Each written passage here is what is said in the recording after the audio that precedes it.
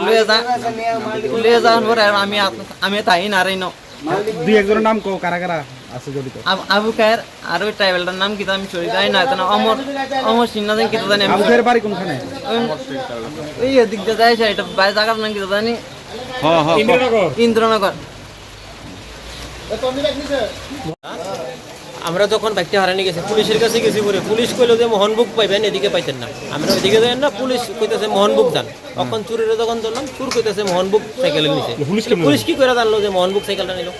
আমার একটা প্রশ্ন। আর আমার বাড়িতে যখন সিসি ক্যামেরা লাগানো এখন কি আপনার কি সাইকেল পাইছেন? ফুটেজ আছে, ভিডিও আছে, চোরার ছবি ফুটে ভিডিও ফুটেজ আছে। কতজন ছিল? তিনজন, একজনে ক্লিয়ার আছে আর দুজনে ক্লিয়ার আছে না। এখন তারা ধরার পরে নাম কইছে যে টমটমটা দিয়ে গেছে, এই টমটমটা, আর বাকি দুজনের নাম কইছে। এখন আমরা কি চাইতেছেন? আমরা চাইতেছি চুরটা যাতে ধরে আমরা যাতে পাই। আমরা গরিব মানুষ,